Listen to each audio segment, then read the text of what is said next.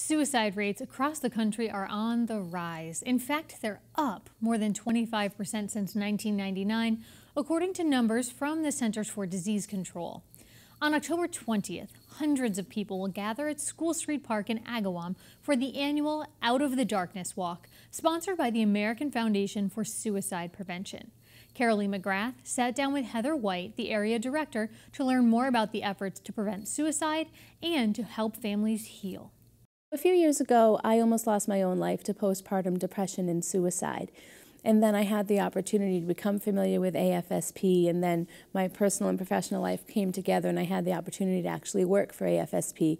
And it's been through the opportunities to reach out and the trainings that I've done and helping others that I've really begun to heal. And we really say that AFSP gave me my life back and saved my family. And when you were going through that, so you had just had a baby, obviously your hormones are all over the place, and for many women, you know, were you able to talk to somebody? Did you feel alone? I mean, what was it that was? It was very similar to what we hear often with people that struggle with thoughts of suicide is they think they're communicating so clearly with their loved ones that they are struggling and that this is more than I should be, you know, this is more than the baby blues, as they say.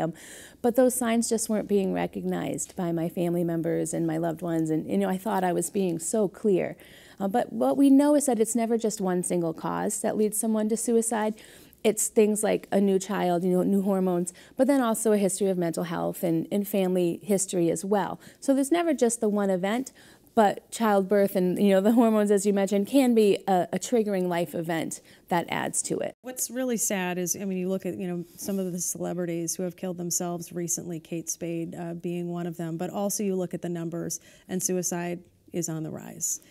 Why is that? Well, there's a lot of contributing factors as to why the suicide rates continue to climb, and we see the mortality rates of other leading causes of death coming down. You know, AIDS, HIV, cancer, all those are coming down, and suicide is on the rise. And there's quite a few factors, but one of them is we see a direct correlation between the funds earmarked for those life-threatening diseases and the research and the awareness campaigns around cancer and heart disease.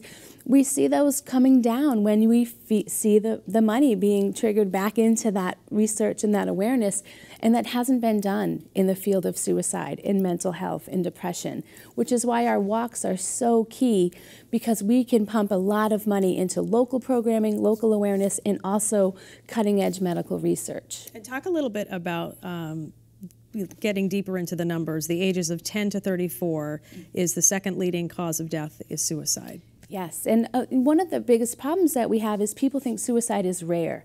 So they're not quick enough to see that suicide could be at play somewhere, especially with a young person. You know, we can take that number and go even further. 10 to 14-year-olds, it's the second leading cause of death. Which is horrible. Behind only accidents, making depression and suicide the #1 medical cause of death in our children as young as 10 years old. When you're looking at that young age group, many people will say, they'll point to media, and they'll say things like 13 Reasons Why or some of the other violence that they see are giving these kids ideas.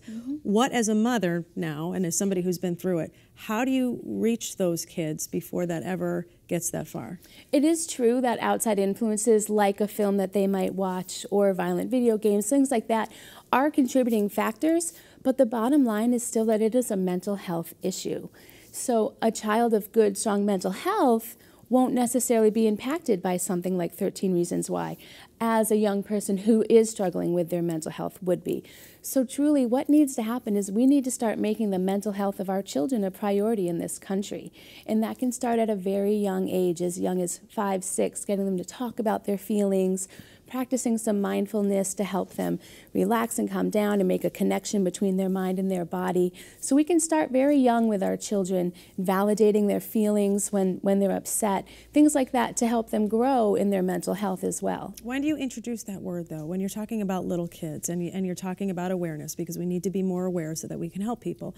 When do you introduce that word of suicide? What age? Yeah, you know, since we are seeing 10-year-olds, we are starting to see our programming, which used to be focused on middle school kids. It's now slowly coming down to the younger ages. You know, my daughter is 7 right now, and what she knows, because this is what mommy does, is she knows that sometimes people get so sad that they hurt themselves. And she says, you know, this is important because I don't want anyone to hurt themselves.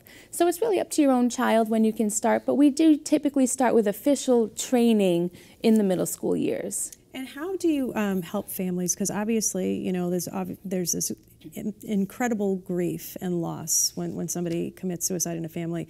But if they have children, or you know, or a spouse, how do you help them heal? Because they're going to live with that for the rest of their lives. Any loss is tragic, but a loss to suicide is very unique. So we offer a lot of resources at AFSP and through our local partners as well. We have support groups throughout the area for those who have lost someone to suicide. And also we offer an opportunity for them to volunteer, to learn more about it, and to go out and educate others and help support others. And for them, that's a great way to find a way to turn their grief into something positive. Very often our volunteers will say, we don't want any other families to feel the way we did, so we're walking in the Out of the Darkness walk, or we're going to learn how to present a community training and bring it to our communities, things like that. And I have to imagine that a lot of families probably feel like it's their fault. I missed something, there was a sign, he said something. How do you help families obviously not carry around that pain? And how do you help them recognize what the signs might be? It's very difficult, and we struggle sometimes with our prevention message because while thoughts of suicide aren't necessarily preventable, helping someone stop from the act of suicide can be. So it is sometimes difficult for loss survivors to hear that prevention message. So we do ask that we give them a little bit of time and let them be with their thoughts for a little while and with their grief. But then we do encourage them to learn more. And one of the biggest things we say is nobody knows. You didn't know. So many people are required to have CPR training in this world, but very few people are ever trained in the very basics of how to help someone and what the signs are to look for. Tell us what to look for. Yeah, giving items away actually is a big one, personal items that they love or cherish. Starting to say goodbye to folks obviously is a big one too.